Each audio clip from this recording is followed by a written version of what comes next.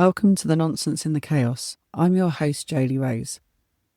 You're in for a real treat tonight because I am interviewing a dear friend of mine who I knew vaguely before the pilgrimage that we walked together, but I got to know him properly walking from London to Glasgow on the Spine of Albion pilgrimage that we walked to COP26. His name's Howard Gayton, and he's a right dark horse, actually. When we began the walk, I didn't know much about him. I knew he'd done fooling. But then as we walked the pilgrimage, I discovered that there's a lot to Howard. He's a right deep character. I love him to pieces. He's very funny and very naughty and very exciting and easy to talk to. And because of this, our discussion ended up being 2 hours long. So rather than trying to edit that down and squeeze it into an hour-long podcast, I decided to split it into two. So this week you have part one, and this is me and Howard chatting before we get on to doing the cards and the Chaos Crusade. Part two, you will have the chaos element of us pulling the cards, but this beginning one, this part one, is us chatting about all things to do with fooling, life, the universe, and everything. It was an absolute pleasure, and I hope you enjoy. So without further ado, here is my dear friend, Howard Gayton.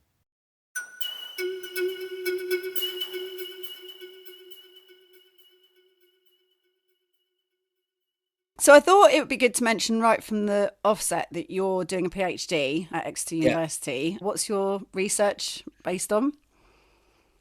So it's practice as research. So it's, okay, brilliant. I don't do a lot of reading. I mainly do practice, and it started out being kind of Commedia connection to Kabbalah. Mm-hmm. So I was interested in kind of Western esoteric thought, and I couldn't get any grip on that at all. I just couldn't find a way in. But what I was interested is that kind of like mystical side to masks, that kind of the sort of metaphysical. And then I saw on my Facebook, I saw Jonathan's face saying, "Come and do fooling in London," I think. And I'd done some stuff before with Jonathan. I actually took a workshop with him back in the 80s, like full time. I've seen him a few times. So I thought, well, I'll do that. I was trying lots of different workshops just to try and find some inroad into this. And then basically did that. The next week or so, I then sort of went off to Germany to do circle plays. And my mind was blown and was like, this is what I'm looking into. So now what I'm looking into is fool, but the specifics are kind of how it affects my practice and other people's practice. So like one of the reasons, this is a sort of weird thing because we're sort of interviewing each other. We're interviewing each other. So yeah. But I think that's good. I wanted to say that at the top to say that. So yeah, this is more of a two-way chat. We'll do the cards as well. We'll use the cards because that'd be good. Yeah. Esoteric element into it, and also the unknown, because that's what we're always working with the Fool. So that's nice to add that in. But yeah, so you then, what was your? Explain what a circle play is. The circle play, as far as I'm aware, and I've asked Jonathan this a number of times. It seems to me very ceremonial. So that a group of people gather around in a circle, and as I understood it, and as it happened in Germany when I did it, the people on the outside are kind of almost not disengaged, but they're witnesses to what's happening, and they're witnessing from that place in themselves at the archetypal. So they're kind of the archetypal world witnessing what's going on in the circle. And what happens is individually people come into the circle with a question, and then Jonathan kind of steers you through effectively the structure of the Fool. So taking you in further and further into your question and acting out perhaps scenes where the question comes up. And what happened when I was doing it, well, I think he still does that. So if Jonathan made a move, then the rest of the people would also make the move. So you get this sense when you're kind of contained, you're supported, you've got people witnessing you, and you're going into a part of your, I think it's a part of the psyche, and the interesting thing for me is the part of the psyche eventually where the psyche meets the unity, like meets the whole. Hmm. That Yeah. I think you're trying to get, which is that kind of archetypal world, in order to get some understanding or healing or something about the question that you've had. So you kind of come away with some. There's been some movement in that question where you come away Hmm. either. I think I ended up. I found it quite deep. I was going in, ended up, I was crying quite a lot. You express quite a lot of emotion in it. And the idea is it's being held. And what happens is if you've got like 20 people doing this and you do 2 per day, the build up of the stories that you're Mm. seeing, they speak to each other, of course, because they're kind of archetypal. So you start having your question seen in relationship to other people's Hmm. and they start to have this conversation in a sense going on. And we did it for I think it was like 7 days straight. I think it's pretty Mm. intense. Yeah.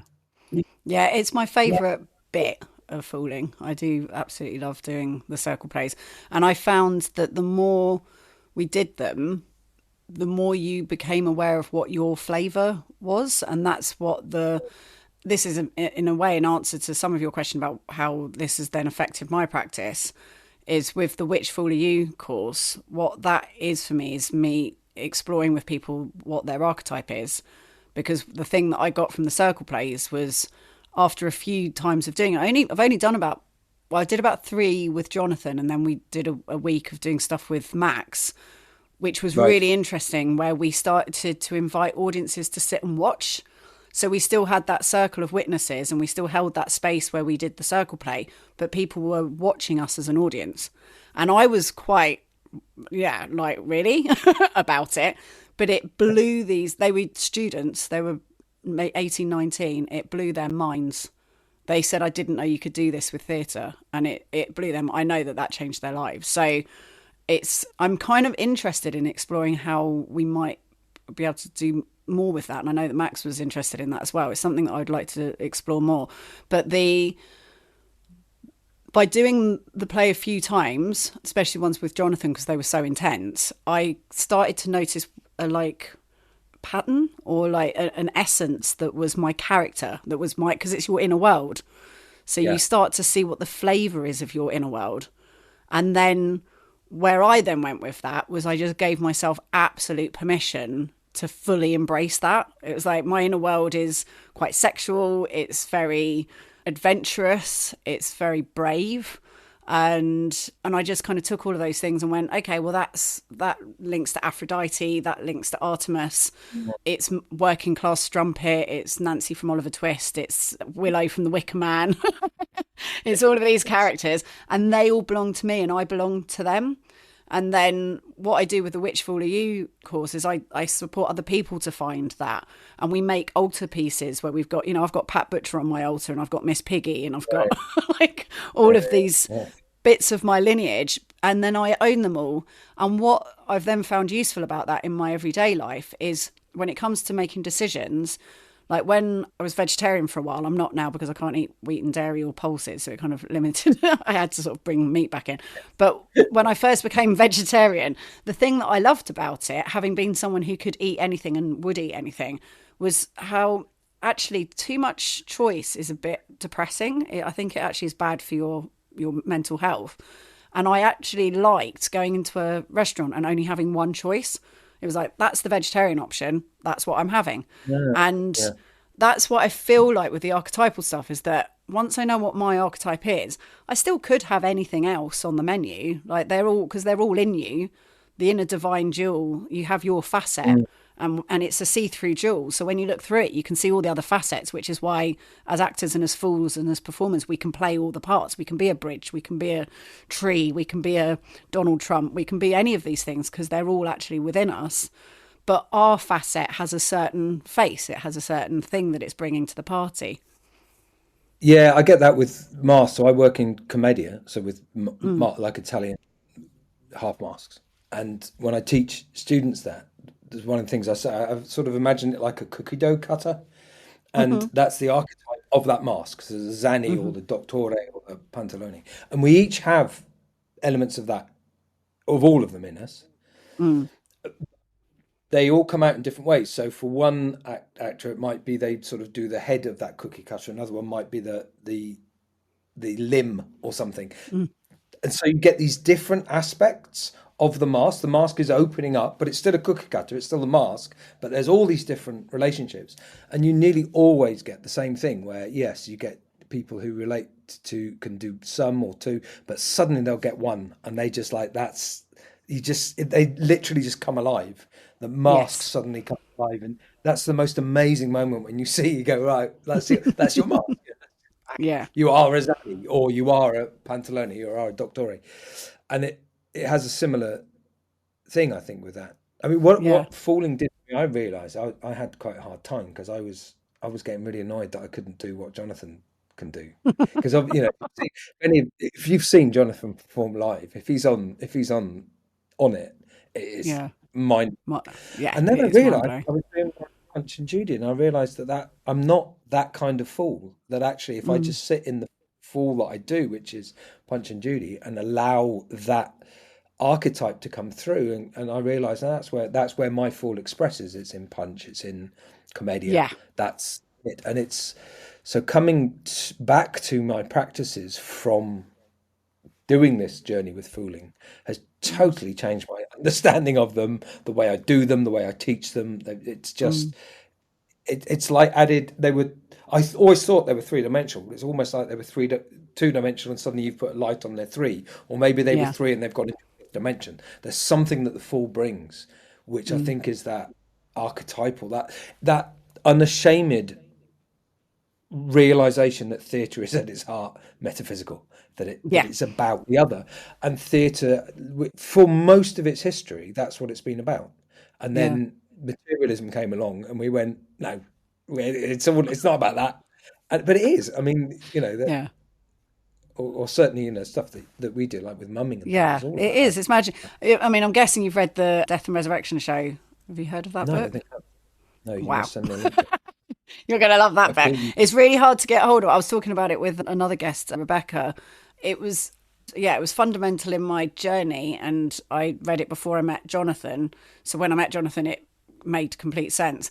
It's a guy called Rogan Taylor who's a Scouser, and he wrote it as his PhD, and then he went more into kind of football as a mass, like the archetypalness of football. So that's where his work is now. But he just got it. He got what theatre was, in that he was saying that it began with the shaman, and that as soon as we had near-death experience, as soon as we had consciousness, so we became conscious. And we suddenly feared death. And then anyone who survived death, we wanted to know how they did it. And they would use performance to try and express it. And then that performance was then taken as being a healing act. And they became the healers. And the shaman is the showman. And they would use performative tricks to enhance their healing performances, and they were all of the things that are Looney Tunes, like being able to change sex or walk on the ceiling or go in one door and come in through another. I mean, it's all Looney Tunes and Laurel and Hardy. It's all of this stuff. And then also the snake charmer and rope climbing and aerial performing and all of these things, and being able to change gender, and it all is stuff that the shaman could do because the shaman wasn't bound by physics. And then that then developed into all of the performing arts that we have. And one of the things they talked about was the caves, where there's been cave paintings found, actually have really good acoustics as well. And in those places, they found like bones with holes in where they'd have been little flutes and things. So there would have been these ceremonial spaces that they painted and decorated, and then had music, and they would be in these spaces doing these performances. And my theory is that when you're being observed, there's that particle experiment where they have the slits, and when you observe the particles, they behave differently. When you're being observed, you feel like every atom in your body starts shaking, and it's that the adrenaline, but it's that nerves of suddenly kick in. And I think that we would hold these spaces and put people in the middle and observe them. We would then learn from that when we were out in a fight or flight adrenaline situation, we were more like the Matrix, because we were able to center ourselves and we could stay calm, and we were able to, what's the word when you keep your nervous system balanced, but regulate your nervous system and not do things too fast, all of that stuff. And I've found it in my own life where I've been in like a car accident once where someone lost control of the car and everyone started screaming. And I was sat behind the driver and I just put my hands on her shoulders and I was like, calm down, calm down. And it was because I had that theatre training that I was able to do that in that moment. So I think that that's one of my theories as to how we found that useful, that we would hold this space to observe each other, to train ourselves to be more comfortable with those situations. Yeah, makes me think of, so it was about 20 years ago now. 20 years ago? Yeah, 2004 or 5. I went out to Arizona where my now wife, Terry, had an arts retreat. And I went out to go to native ceremonies because I was really fascinated by that whole, they've actually got effectively an unbroken tradition of what you're talking about. And one of the places we went was Hopi land, and I didn't manage to see any of the Hopi dancers. I managed to see Yaqui dancers, but the Hopi have kivas, which are these underground places, and a lot of traditions have this. Like the masks start underground, and they're doing their ceremonies, and then the mask is called out. So they've been underground, getting into a trance state, and then they get called out. I mean, we have that in here, like in Padstow, the masks, the osses are called out of pubs by a band, like piping them out. But there's that sort of sense of coming out of the ground, coming out of this, and they're in that mask state, and then they go around the town and do their ceremonies. But they're in, they've really been put into that mask state. And like some of the dancers I saw, the Yaqui dancers, Easter dancers, people have been out for 6 weeks in the desert taking peyote and doing all sorts of sweat, all sorts of stuff, so that when they come in for the ceremony, they are really they're clearly on a different plane. They're coming in, and it's for the people that are observing it. It's for them. That I saw at 3:00 one morning, there was like 20 clowns suddenly came in to the space, but they were clowning, but they weren't performing for anyone. They were just clowning, but in this sort of like thing. But it was like, it blew my mind, because that's clown. It's not. They were definitely still being clowns, but they weren't performing for anyone. But there was something about and they're just doing it because that's what needs to be done. And so it's obviously partly for the observer if anybody happens to see them, but it's also partly for them, and it's partly for, there's a lot of, for the land, for the people, for the turning of the earth. There's a real connection to the needs to do it for a connection to nature. Yeah, that for me has been a key thing. It was doing Sisterhood. So I took Sisterhood on tour, which was a play that I worked with so I went to, I did an ayahuasca ceremony, and I mean, just going back to the circle plays, the thing I love about circle plays is that no medicine plants are involved in that, and I feel like it's the deepest work I've ever done. Ayahuasca is amazing, and I love working with medicine plants, but being able to do it off your own sweat and tears, just from your body and your own imagination, is, I think, so powerful. That's what circle plays, I just think, are the deepest work you can do, and they're incredible. But yeah, I did this ayahuasca ceremony, and it was dedicated to the divine feminine, and it was prior to that being a bit more of a normal, we all know about that now, but this was the first time that I'd heard someone say, you're all aspects of the feminine, of the goddess, and we're going to worship the goddess tonight. We're worshipping the goddess in you, and we're worshipping the earth and the feminine. And that was the first time I'd heard that. And then we got worshipped all night long. And I've never been worshipped before, and it was very nice. And they weren't like, it was lovely. But no one was doing anything to us. There was no interference. It was just intention. And there was a point where he sang, this is a shaman called Kahuli, and he's from Colombia.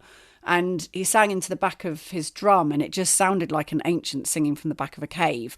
And all of us had a group hallucination when it happened. We saw this gold beam of light come down and hit us all. And then we all had different experiences. And I atomized and turned into this like larvae queen bee thing that was just having a constant orgasm for like hours, which was, and it just became really sexual as well. And the whole tent was really sexual. And for me, that was like, oh yeah, because that's what the feminine is. Feminine is sex. You've got the men were kind of walking around like cockerels. They were all kind of strutting around like cockerels. And it's like, you've got the masculine energy, but the feminine was the sexual energy. And it was so creative and gentle and gorgeous. It was so beautiful. And I woke up the next morning and I just knew I had to write a play called Sisterhood with my mentor and the girl that I was mentored to. And they didn't know each other, but I knew that I'd passed on my mentor's knowledge to my mentee. And I was just like, okay, my protege. And that was all I knew. And I'd been intending to make some kind of like vagina monologues, some modern, in my head, that's what I thought it was going to be. And in the end, we made this kind of Shakespearean, really long, epic, very gentle gallows humour play about three women locked in a church, and in the morning they're facing their trial for witchcraft. And then when we did the tour, we went to all the places where Matthew Hopkins, the Witchfinder General, had executed and tortured witches. And we did the play, and then we did a healing ceremony in each place, and we read the names of who'd been killed there or tortured there, and just honoured them and honoured their memory. And the first two performances, Thunder and Lightning, and when I said we're forgiving and forgetting Matthew Hopkins, huge crack of thunder. Like everyone went, oh my God, like what? And then we went to Manningtree at the full moon, and it had been all rain and horrible. And we did the healing ceremony, and then we went outside to where these three trees were growing that were for the three women who'd been hung there that started the witch craze. So that then led to all the other witches that got killed because of them. And we put the stones that we'd used in the healing ceremony at the roots of the tree, and the sky cleared and the full moon shone right down on us from above. And then the next morning, our next venue had a rainbow over it. And then for the rest of the tour, it was sunny. And everyone was just saying, even people who'd only just been to that one performance where it was sunny, were like, it feels like the atmosphere's cleared. Like it feels like something's shifted. Yeah. And that taught me that nature will get involved if you allow it. If you're open to her being there and being part of it, she'll do that. And then that's what happened with the pilgrimage, and it kept happening with the pilgrimage. You know, things kept rainbows at just the right point and things like that. And that's geomancy. Like that's what I would call geomancy, is working with land magic. Where are you at with all of that? Well, I think it's just really strange. I get every now and then I forget that I've done it, and Terry will say, "You've walked up the spot." Yeah, I did. Yeah, they were both quite something, weren't they? Very different, I feel. Very different. Yeah, very different. Yeah, was God only knows how we met, how we actually all got up there in one piece. I know. It was so like with the stuff that you were having to deal with, all the stuff of how we were getting stuff. There was so much logistics in that one. It felt that there was a lot of logistics, huge amounts. Yeah, and I think for me. Yeah, I mean, I had some quite amazing experiences on it. I remember, I think it was the church in Birmingham where I had that kind of energetic, like I was half dreaming, half. I think I was awake but half dreaming, but I don't think it was a dream, and I can just like shaking, like, which was that I think the Ellen, that energy of sort of that energy. I mean, I remember going to that, was it in Manchester, that amazing old ex-church, and having the blessing space. Yeah, that the Abbey. Yeah, that was incredible. That was really moving and very kind of deep, and on that sort of crossing of the ley lines. Yeah, I mean, I think it was that was quite inner change, I think, for me. I was quite inward with that. The one going across where we did the mumming play, that for me was, I loved that so much. I mean, it obviously it ended slightly tragically for me with you talk about geomancy, so it ended tragically because my dog died. Tilly died while I was there. And do you remember that it was the most beautiful thing. So we didn't know. I knew that Tilly was ill, and we were at, was it Barrow Mump? Barrow Mump, wasn't it? And we went up, and there was a hound tour or something. Was that a hound bump? There was one that was sort of like a dog man, which was looking out to Glastonbury.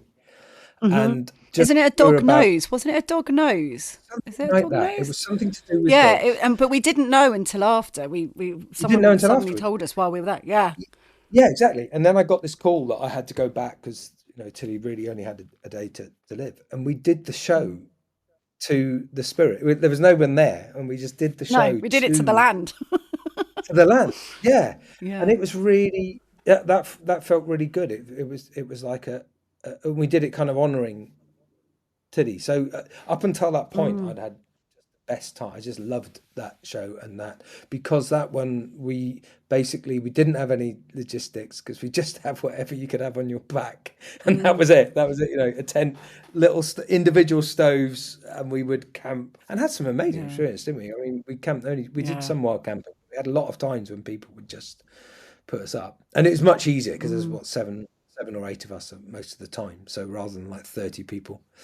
It was so Yeah, liberating. Like, that's the thing that I I found it absolutely really. love. Yeah, Yeah. yeah, Just and being it able to just camp in a bush. Just like, yeah, we're just staying here. You just walk till you can't be bothered to walk anymore and then just go to sleep somewhere. It's Yeah, like, this is exactly. And incredible.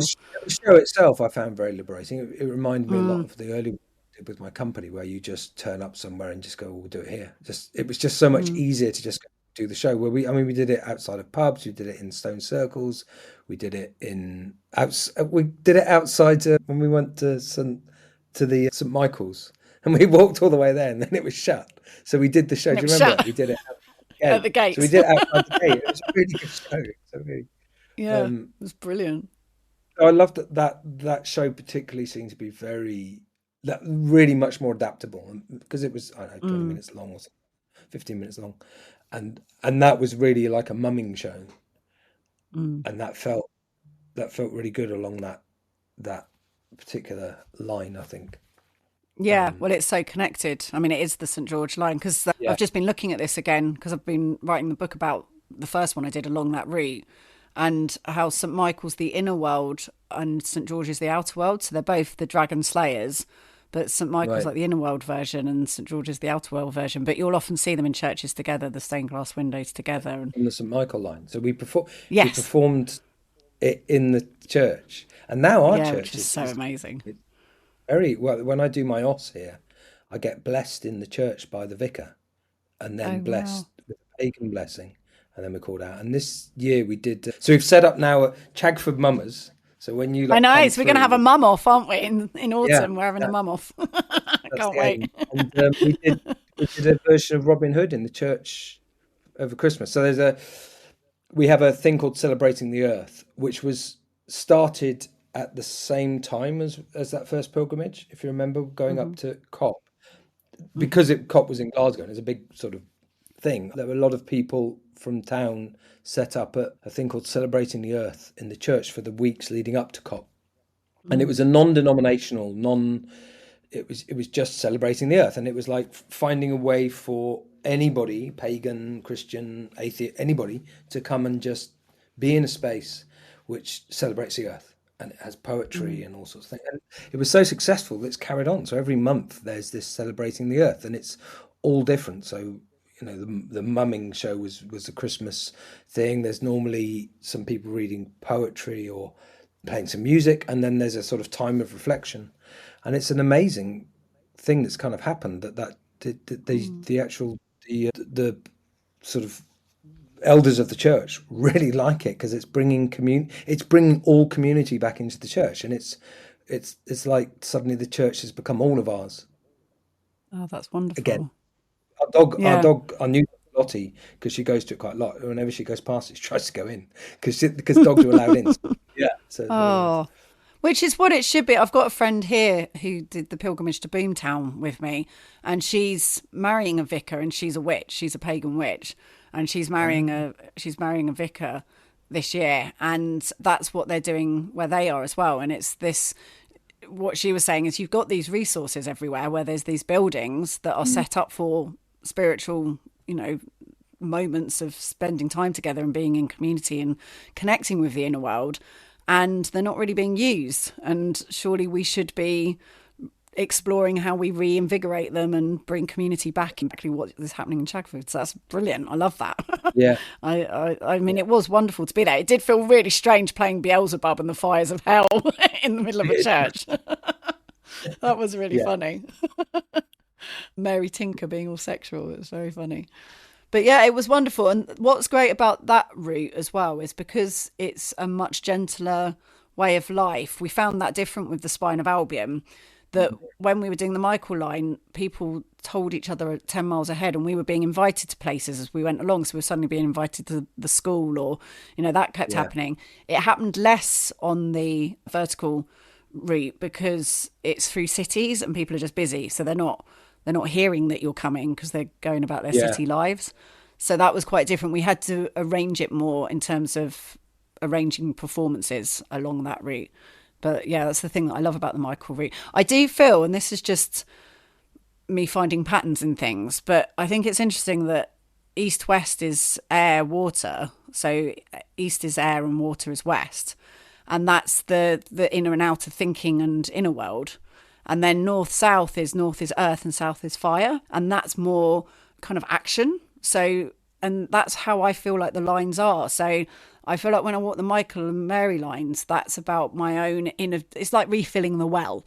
Like that's where I go and get a bit of inner time. It makes me think about things. My intellect, my brain gets inspired and gets ideas for stuff, and I feel spiritually fulfilled from doing it. And then the spine of Albion feels like that's putting your action out into the world. It's making you physically do something, and that's more of a giving, and that's more of an outer And it is like you say, expression. it's a harder physical route as well, isn't it? Because you go. Yeah, it's physically harder. It's busier. There's so much more going on. Yeah, yeah. It's actually not. They're both 500 miles. If you're going up to Edinburgh from Isle of Wight, it's 500 miles. It's the same length. Yeah. But we did a shorter one when we did the Michael. We only went to Dragon Hill, didn't we? Yeah, we did. I found it quite funny in the first one where we were saying we were walking from London to Glasgow, and we actually we left the main route from Henley up to Edinburgh, didn't we? I thought it's very kind of like it's Henley to Edinburgh. And in my head, it was the Isle of Wight to Hope Bay. Well, you went right the way up to Wick. Yeah, I had a different route in my head for what it was. Do that. It was like the most mind-blowing thing I've ever done. Like without a doubt, that was unbelievable.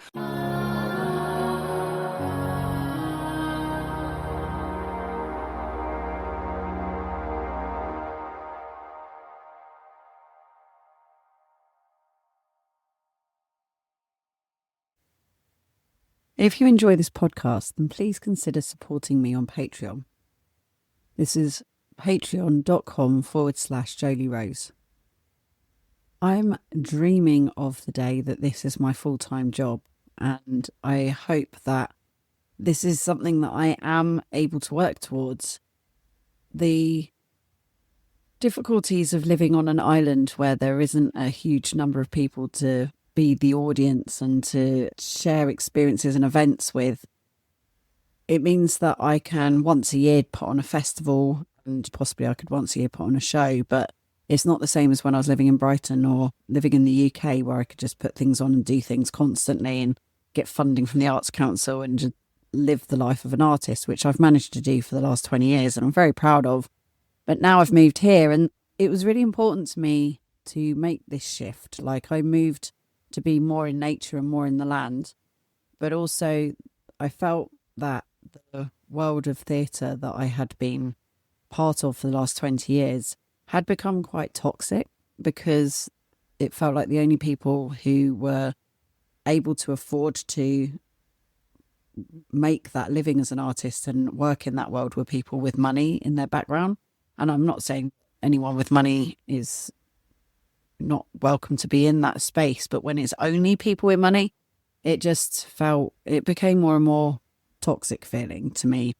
And so I wasn't happy. Like, I felt like theatre was already broken before the pandemic happened, and that the pandemic was almost like a handy excuse for myself, especially, to segue out of that space where I no longer felt comfortable and I no longer felt like it was really in integrity.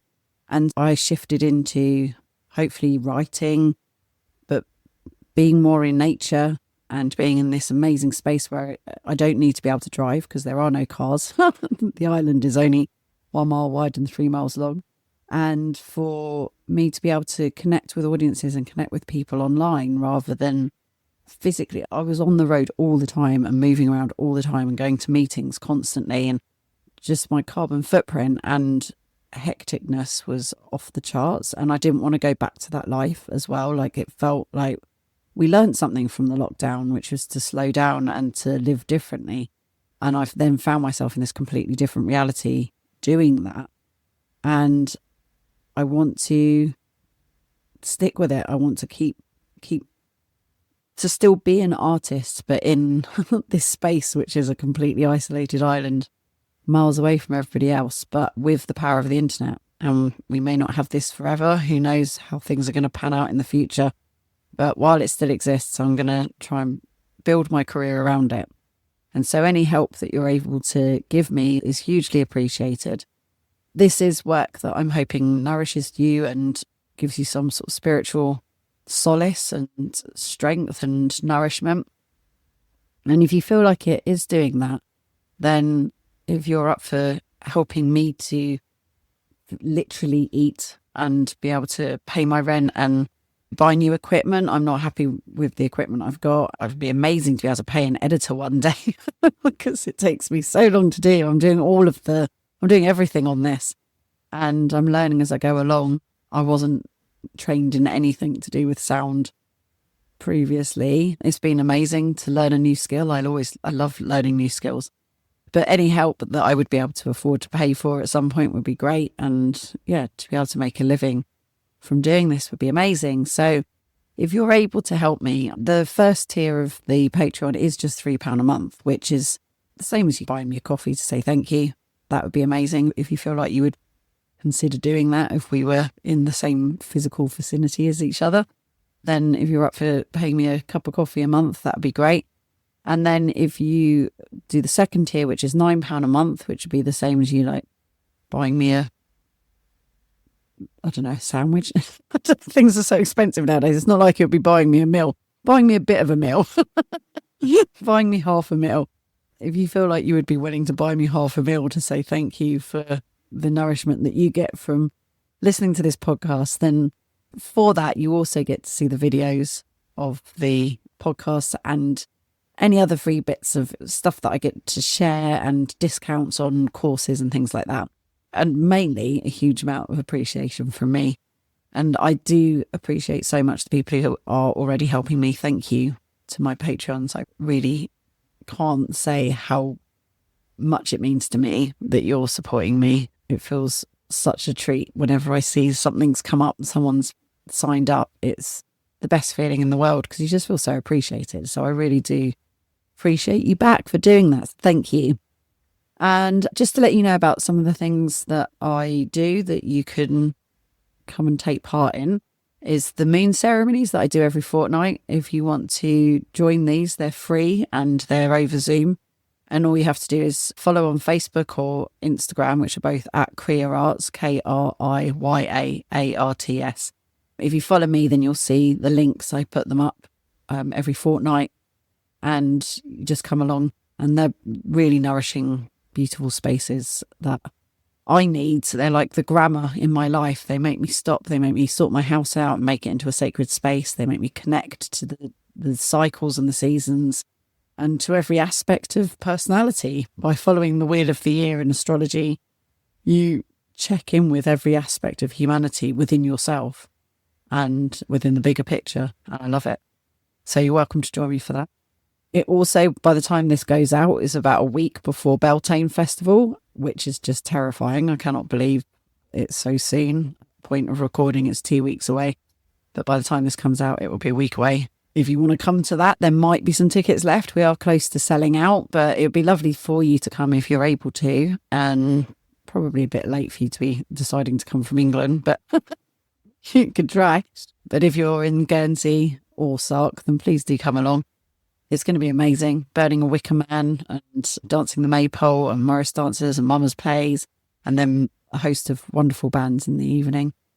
Looking forward to that. I can't wait. I'm also looking forward to the day. Yeah, just having that fun on the day. I love Beltane. It's my favourite day of the year. Don't tell the other days.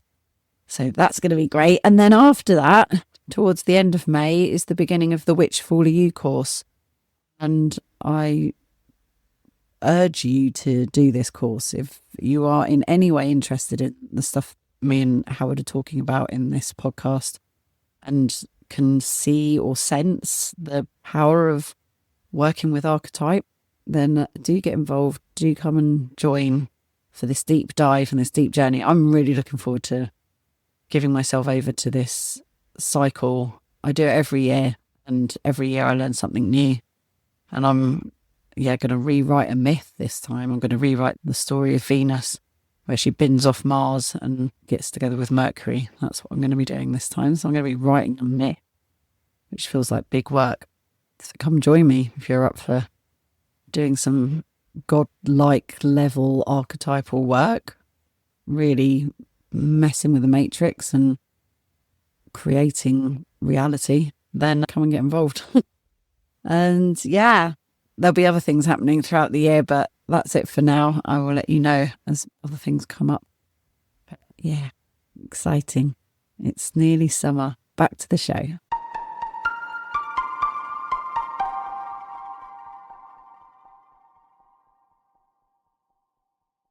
So I've started writing that book at the moment, and I'm really enjoying it because it's just so trippy, and I'm writing it in a trippy way. So when I'm writing the inner and outer world stuff. So I started it with the first book where I've got the hedgerow speaks, the lines speak, the ghosts of the places that I visit speak. And so any of the things that were kind of in my imagination, that were in my inner world, I'm put into voice. And that's going to just get weirder with the next one. But then it's going to be fun, because what happened when we did that route again, coming back down, you wouldn't.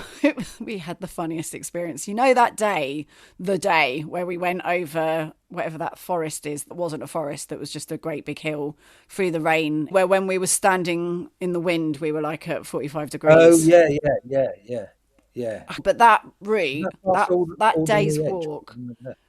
No, it was further up than that. It was when we had Rods with us and we went up and over. We had been at the farm with the guy who did the scything. Yes, okay. Yeah. And it was just crazy rain. And we walked with our heads down just 45 degrees into the wind for like the whole day. And sheep were hiding with us behind that barn while we ate our sandwiches, and just absolutely crazy. What was hilarious is, to me, that feels like the most epic day of wilderness walking, of just absolutely in the middle of nowhere. And it was so like almost Lord of the Ringsy. Like, that was just such a mad experience. We went and did it again in the sunshine, and the road and houses were literally right next to us, but because it had been so misty and wet, we couldn't see them. You were with me when we did that route, because we were stopped off at that point. Two things happened there for me. One was, we were going, oh God, but what if we get lost? And a couple of us said, there's an A road, like just there. We were actually following the A road. And the second thing was, we stopped to try and find, because it was pissing down with rain, and we stopped to try and find something to eat.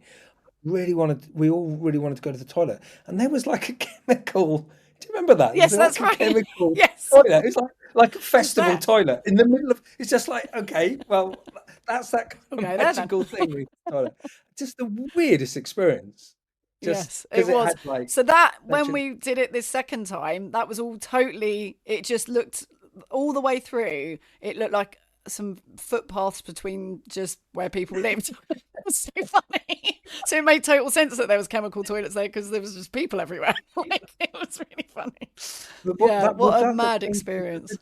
That the day where we ended up, we tried to cross a stream, and then some of you actually went. Was that the same day? I think it was. And then we came down into Ray, and then and that's when you went. Well, it wasn't you. Who was it? Oh, it was Dill, wasn't it? He went wading across the really torrential river. I decided to go back and go kind of do a long way around the road. I did as well. I think it was me and Reef followed you, because we were just like, we're too short and small we're going to get swept away if we get in that river. Up to there and just had to walk. And just being Dill. And then it turned out we were... Dill just waded through it. And then it turned out we were a mile away, just down the road. We just went insane. Like, there was moments of full-blown insanity. That was not surprising. It was incredible. Walking and I think it was. And I think that, well, that what you say about what does it do to you in terms of Fool? I mean, that there's a sort of, the Fool is in some ways insane. You have to go to that insanity, that changes you, because you realise. So for ages afterwards, I realised, we can do anything then, can't you? I mean, if you can walk up the spine of the country, you can do anything.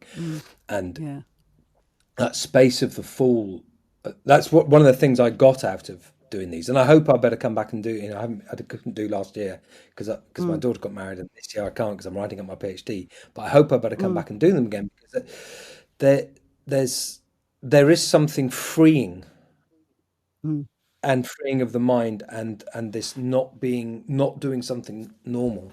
Mm, Many years ago I did the Camino to Santiago cycling, and mhm.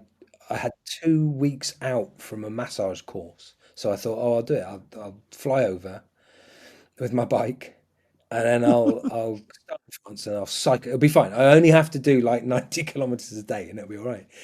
And I did it, and it was mad. It was like totally insane. And then I didn't know how I was going to get back when I got to Santiago, and I had a day to get back to my airplane. And I'd met this French family who were cycling, but they were sort of then taking their bikes on. So I kept meeting them, and they just said, "Oh, we'll drop you off at Bilbao." So it's these amazing magical things that Yeah. happen when you put yourself out there.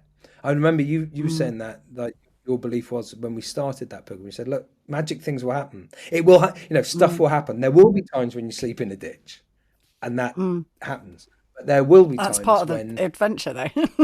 that's part of the adventure, exactly. And that is the fool, isn't it? I Yeah. mean, that's the thing that the fool spends a lot of time in the king's chamber, but will say the stuff to the king that no one else will, because the fool doesn't Mm. actually matter if he gets kicked out and chucked into the pigs. They'll just lie there Yeah, looking up at the exactly. stars and Yeah, enjoying the aroma, and knowing that yeah, that then that world will turn, that fortunes will turn, and they'll be back in the palace again. And that is yeah. a that's the freedom, isn't it, of that? It's the freedom of the performer in some ways. I think certainly performers that perform in street theatre or in unusual places, that we have these experiences that you couldn't pay to have. Mm, You end up in the most incredible situations, like in palaces or performing in these amazing views, and then the next day you're sleeping rough, and you're fine with that mm. because that's part of it. It's actually you actually want both of those things because Yeah, it's what gives you a kind of freedom. I mean, like you talk about on your thing, like freedom from the matrix, isn't it? If you can, yeah. if you can do those things, if you can walk up the spine of the country, trusting, then And it blows my mind. It blows your mind, and then after a while, it becomes normal for miracles to happen. But it's not like you're yeah, taking them for granted. It's just like, well, yeah, yeah, of course that happened. That's what happens, and it's extraordinary, and it is that thing that I love about it is that humanity is so kind. Like as much as we get told all this awful stuff about the world yeah. and how bad it is, people are just they without fail blow my mind of how generous and kind they are, and that's the thing I love about it. Yeah.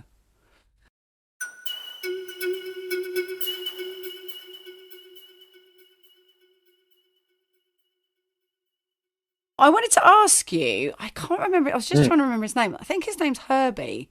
There's a guy who works in Punch and Judy, and he told me the story of the original Punch and Judy story that was like really ancient, right back, like the original version of it. That he goes to he goes to hell, and then he ends up like, well, he goes to the other world and ends up making the whole of the universe disappear by accident. Do you know anything about that? I don't know that. That sounds fantastic. Oh, I would love yeah, to. I'm gonna have to put you in touch with him because I when he told me the story at Glastonbury last year, and he said this was the original story. He goes around London doing fake tours, like he pretends that Right. certain windows is the window inspiration for Romeo and Juliet and stuff like that, and it's like a modern office window. So he just makes stuff up. He's a brilliant fool, and he knows Jonathan. He's got a bald head with mad professor hair, and he's a Right. street performer from Covent Garden that's been doing stuff there forever. I mean, I'll I know definitely have that to put you in touch with him. Punch came from Pulcinello, and Pulcinello, which is the Italian from Naples, I think, the mask from Naples, born from a chicken egg, so born Mm. out of an egg. So it's because it's Pulcinello is like chicken, and Oh, so yeah, like like little chicken kind of thing. So mm-hmm. I love that Yeah. idea, like born from an egg. So a fool, I Yeah. mean, born ridiculous birth story, and that would make sense. I mean, so one of the things that my understanding of Fall has done is changed a bit my understanding of Punch and Judy. So I Mm. initially had this thing which I started to develop, which is I think Punch is like the archetype of anarchy. Doesn't want any control. So if you look at the sort of different planes of that, The first place is the domestic situation. Now, I mean, my show doesn't have domestic violence in it. I think a lot of shows are changing now because obviously it's popular theatre, it changes with the times. But that doesn't mean there isn't slapstick, and it doesn't mean that there isn't this sense that Punch rejects domestic, anything of like, we've got to do this. No, I'm not going to do that. And then you get this social, which is the police and the societal police and the beadle. And again, he goes, oh, "No, I'm not having any control." He hits them, and the reason it's the hit is because if you've got the easiest way to get rid of a glove and keep the main character is that. So the slap Yeah. comes before. And then the last bit is kind of like the devil and the ghost. And that's your sort of, so that's into your sort of metaphysical realm where again, Punch just goes, no, I'm not having, so this ultimate kind of archetype of anarchy. Just no, I'm not having domestic control, societal control, or existential control. So I still think that's the case. But now that I've been doing fooling, I now see that the bit when I'm in the front of the booth as me, that's that play that Jonathan talks about. It's the start, just engaging with the audience, playing about with them, getting to know them, seeing what's happened, taking some information from them. Then the play board, which is the sort of, the literally playboard. I mean, that's the front of the stage. That to me, that's the A play. So that's where a play happens, which is, Punch and Judy, and then the baby, and then the policeman, and blah, blah, blah, crocodile, and all that. And they can turn and talk to the audience, so they still got that connection, but they're in a play. And then the play, which is the archetypal, is me as a puppeteer. I'm channeling through these archetypes, the archetype of the fool, the archetype of the anarchist, and that's that darkened. I'm in a darkened space. I'm seeing through a gate, a gauze. It feels very much that that's my role, and so I now understand it in that full structure way. And when I first started, because Punch is chaotic, and I would have so much chaos in the booth. She said that you need to do a prayer to Trickster. You need to like talk to Trickster and say, please put you'll have. And I did it. And I said, look, you're going to have much more fun. We'll both have more fun if the chaos is in the playboard rather than with me with stuff falling down and swallowing swazzles and things. And touch wood, I say this because Trickster is my guiding spirit in many ways. Since then, mostly it has been there. So the improvisation, the chaos, the talking to it, it's all been out there where it should be, and not so much in the booth. But that that booth has this kind of engine of chaos in there, and you have to allow it to be channeled, and you give it a channel, which is out there. And one of the main things I told the Trickster is, look, you like children's laughter and people's laughter. You will get much more of it out there if the chaos is there and the fun's there, because it's only me that can laugh at this in here, and I'm not laughing. I'm really annoyed. So yeah, it's really funny you say that, because my ex-husband's surname was Booth, which is why I was Jodie Booth, right. and his archetype was the Trickster, and it was all in the booth. Right. The booth. And he was so Punch. He was literally just like no to everything and just complete anarchist at everything and just running amok the whole time. So yeah, that's hilarious. It's really funny you said that. It's interesting as well, having moved to Sark, because Jonathan saying put it in the play. I've spent 20 years living in Brighton, which is really liberated and at the forefront of what you would call wokeism and all the stuff that like is just a given. We're all on the same page in Brighton, and then working in theatre where we're putting it all in the play and not doing it all in the booth. And now I live on an island where it is just one non-stop ridiculous play but just all the drama is in our everyday lives, literally non-stop. Honestly, it doesn't ever stop. It's quite exhausting because there is no, oh, just go sit in a cafe and chill out. There is none of that. You go to a cafe and out of nowhere, someone's at you about something or something happens or like you can't escape it. Like there is no day off unless you hide in the house all day. That's pretty much the only way of avoiding it. But yeah, it's fun, but you just got to go, right, I'm in a play. This is just a very large stage.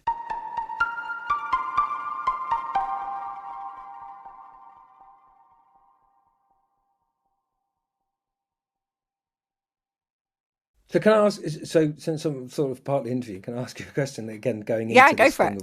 of of how were you aware when you first came in contact with fooling of what it was doing to your practice, like your performance? And because Yes, you were, because I drew to it because of what I already knew about it. I nearly drowned when I was 11, and that I had a near-death experience. I was at a Tudor reenactment, so I thought that a participant had jumped in to save me, and then it turned out a visitor had saved me who was behind me, and no one in Tudor costume had saved me. So I had this bizarre experience where I knew someone had come for me and that I was okay, and like I then relaxed, and that's when I blanked out. And very trippy for days afterwards. I was in a really weird lucid state for days afterwards. And that was when I was 11. When I was 13, someone who was a pagan, and I didn't know anything about that at the time, came to me having heard this story and said to me, "You've had a shamanic experience, you're a shaman." And I was like, okay. I was like into Nirvana and the Levelers, and just had hennaed my hair and thought that was extremely cool. And so I'd had that kind of said to me, and it did then set me off on a more shamanic path. That was then I looked into what that was and started exploring it, and got into stand-up comedy, and I did quite well at stand-up comedy. I went to Edinburgh and was in the Channel 4 Comedy Awards and the BBC Comedy Awards, and went and performed at the Gilded Balloon. And so like the biggest gig I ever did was my first ever gig at Edinburgh. And it's gone downhill ever since. I just ended up in smaller venues. But yeah, I was in this massive venue, like, and did really well, and I really enjoyed it. But there was something about it that I couldn't put my finger on, that I didn't find comfortable about it.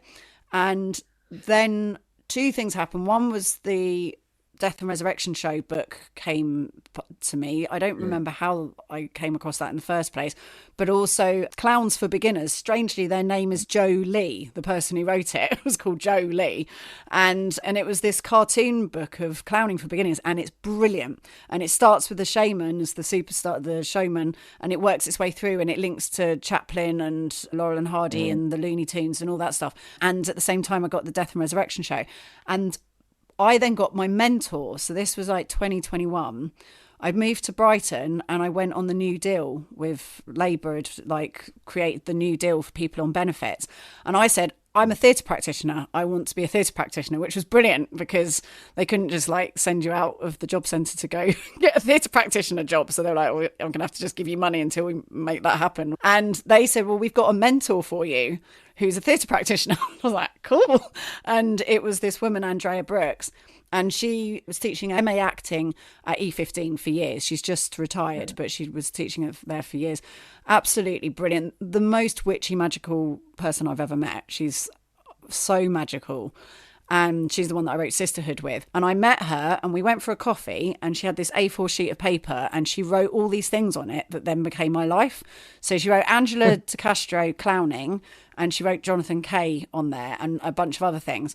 And I went from that meeting and went and did an Angela de Castro workshop, the Why Not Institute, and I did How to Be a Stupid, and the New Deal filled in the form to pay for me to go and train how to be a stupid, and it was like, I can't believe I'm giving you money to go and learn how to be a stupid. I was like, this is brilliant. And I went and did that and did quite a few trainings with her and was part of a Ha Ha Harmonics clown choir with her. And through that I met John Jordan, who created the Reclaim the Streets movement. And we were talking about how you could use clown as protest and how far you could go with it. You could go to prison staying in clown. We were like, you could really use this.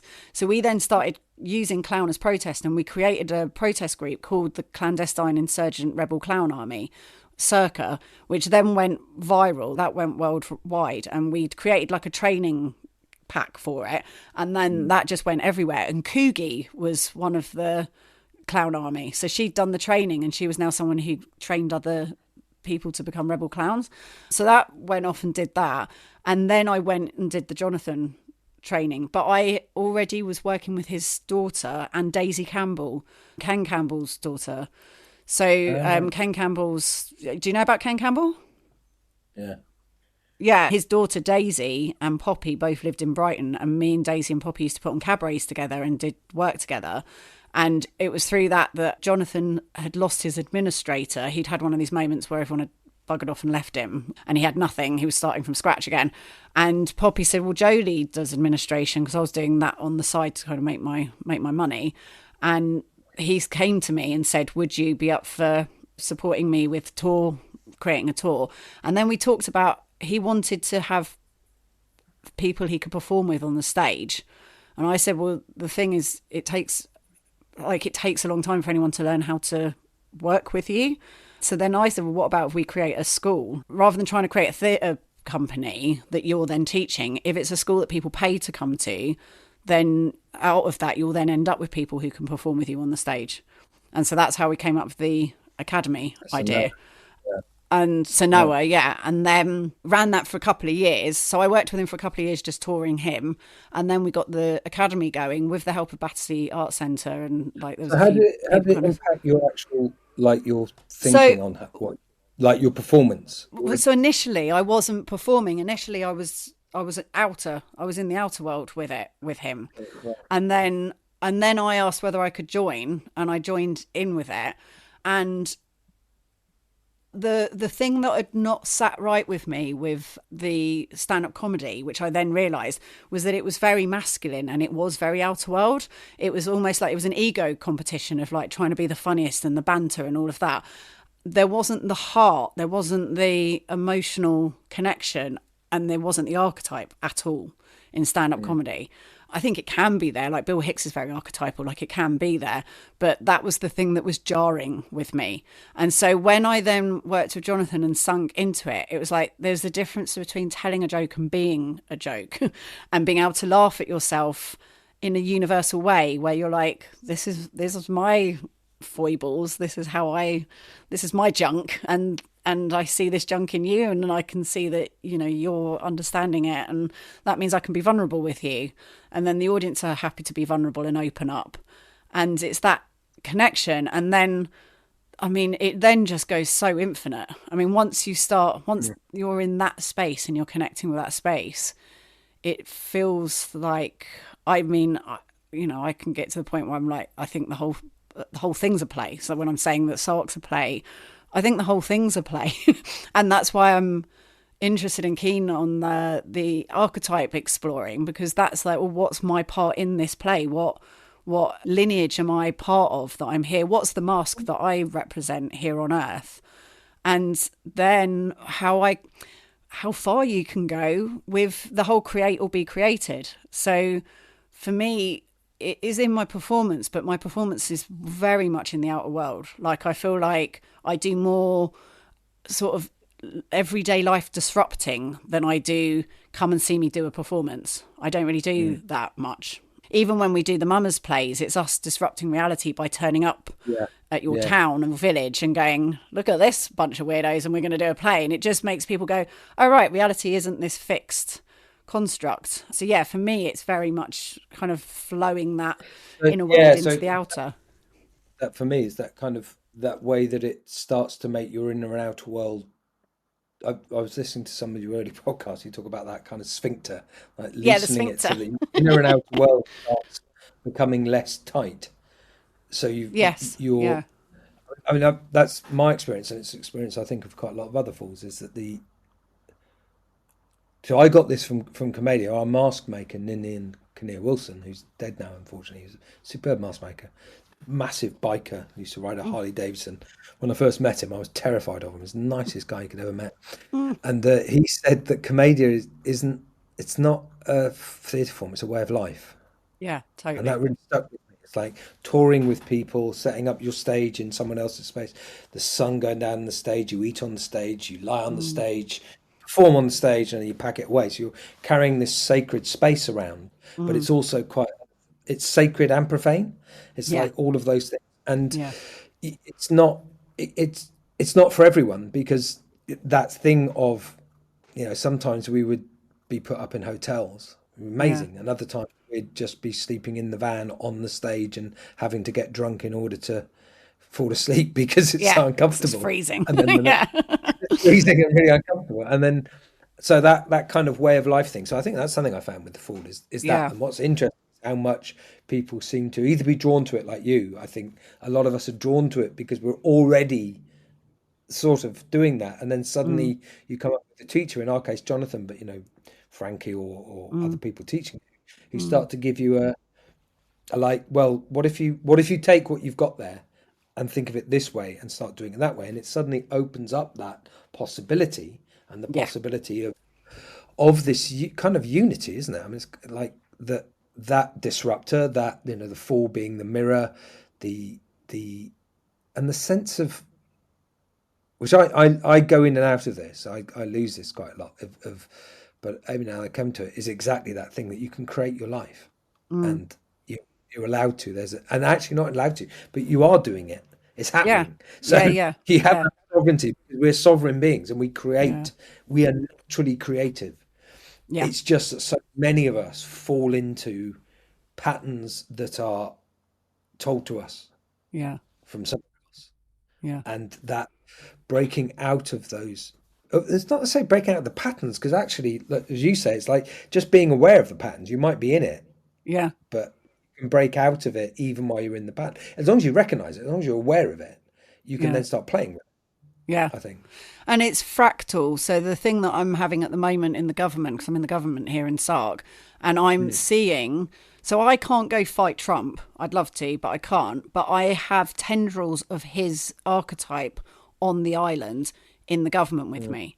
So I can't, there's no point me expending any energy worrying about Trump. But what I can do, face head on the fake news and the lies and the bullying that is, and the Mm. fascism that is occurring in front of me. And it's like a root on a tree. So if there's this fungal attack happening on this root in front of me, by me stopping that, by me fighting that, that then sends a message up the whole of the tree. And so it's kind of just dealing with what's in your pixel. That's the thing that I often describe it as, is there's the bigger picture and you have your pixel, and you can affect the pixels around you. And it was an Indigenous leader who did a speech at the Museum Association meeting once. I was there with the Museum of Ordinary People, and he was saying that for a shoal of fish to change direction, and I can't remember now whether it was 2% or 10%, whatever it was a percentage, but it wasn't the whole shoal. Same with the murmuration. You only need a percentage to change direction before the whole thing does. And if you've got a pixel, you're a pixel in a bigger picture, but if you change your pixel and then that affects the ones around it, the whole picture will change. Yeah. And we are literally making the whole thing up. And yes, there are scientific things, but even that gets weird and more fuzzy at the edges. It's like, Oh, it's it's only much. things are in focus in the middle. Like it's fuzzy. Yeah, I mean, The unknown is fuzzy. Yeah. what And we know so is there's nothing absolutely solid. exactly. And Everything so it's is all energy. to play for. And And that's I why think, I'm yeah, I think like, it is. just do it. Yeah. Just go for it. Like My really go for it. my response to this, that I've been taking on board, is that every time something comes up, like that, political stuff, first of all, I'm trying to ignore as much as possible, because I think giving them any time is what they need, whether it's you getting Mm, enraged or not. exactly. That's fine for them, because it's just attention, it's just energy. So Mm, trying not to give them attention. But also every time there's something really terrible, rather than getting enraged, although I do get enraged, is to, it's like the answer is always love, isn't it? The answer is mm, always to connect, like yeah. you say, with people that you can connect with. Go and make that phone call you haven't done for a while. Tell a Mm, friend that, like with me, I connect a lot with my mum at the moment with that. It's like, well, mm, I'm going to connect with my mum. That's what I'm going to do. mm, When all we planted five, when Russia invaded Ukraine, we planted 5 apple trees in the garden as our peace orchard. It's like we mm, can do those little things, and eventually all those things, you do something here, you do something there, and eventually they're mm. going to join up, aren't they? And eventually, Yeah, if we all do exactly. that, we are more, that is a more powerful thing. It's easier to destroy than create, but ultimately Mm, creation is stronger. mm. I mean, it has to be. And It is, yeah, it is. Although evil's proactive, that's one of the things that is yeah, always annoying, because when you're just going about your everyday life, you're not paying attention, which is why evil is always able to take advantage, because you're just going about your everyday life, not taking any notice, and they are taking notice and going, if I do this and I yeah, do that, then I can get this result and I can manipulate the situation. So yeah, there is an element of that. But then I guess I suppose what we're both saying is it's about being proactive in creating other stuff, and like you say, planting a tree to someone who's proactively doing evil in the world, that doesn't make any sense. And also they're like, and how's that meant to affect me? But they don't see that it does, that it joins people. For me, it's like I'm planting it because in 30 years' time, when I'm no longer here, either because I'm no longer here or because I'm no longer here, there'll be people sitting under that tree, and that's and also because I put up I don't really put things up political on social media because I don't want the algorithms to know stuff about me. But I did put up one the other day that was, years from now we're all going to agree that we didn't agree with this. And I just thought that was so spot on. And the trees I think are an indication of that, because they'll be there in 30, 40 years time when we all agree we didn't agree with it, and that is living proof that some people didn't agree with it. And it was their silent protest in a place and a time where they weren't really able to vocally necessarily say things without it being possibly a dangerous thing to do. Because that's how I'm doing it with the podcast. I'm like, well, I already kind of stuck my stake in the ground, so I'm going to get burnt by it. There's nothing I can do about it. Well, but it does feel scary now. Yeah, it feels scary now. Like nonsense in the chaos. I know it is a scary time. And I'm not massively into astrology as such, but I do listen to quite a lot of astrologers, and they've been talking for a while that this is a time. And the other thing that they're advised to do is to ground. Like, there's so much energy going on that people that are aware of it, one of the things we can do is ground it, because we need to be grounding this. And actually, the nonsense in the chaos, we all knew that actually stuff needed to be changed. The normal, as we found after lockdown, going back to that as normal, that wasn't good. So we know it needs to change, and change always has this chaos in it. And of course, and keep trying to find a way of keeping belief, love, all these things. That is how the most likely way that this will turn out well, is if we do that. There's something that Terry says as well, which is that there are some people who are not meant to be on the front lines. People are meant to be making the soup, and art is making soup, because it's doing all the things that you're talking about in our art in all ways. Even if it's going and just saying, hey, we could this is a car park, but it could be a theatre space, and look, we can show you it can be a theatre space. Even that, just saying, well, then when people go back, they go, oh, there was a theatre space there once. It's breaking that conception of architecture and all that sort of normal that says this is a car park. It's like, well, but it doesn't have to be. But it doesn't have to It can be whatever you want, actually. It's lava, and you can't touch the floor. Quick. And it is there. You need people to be bringing joy, and you also need storytellers to be disrupting the narrative, because they're telling us a narrative that they want us to believe in, and there have to be people to go. And also, there are other alternative narratives. It's not just this. It's not just this constructed one. Yeah, exactly.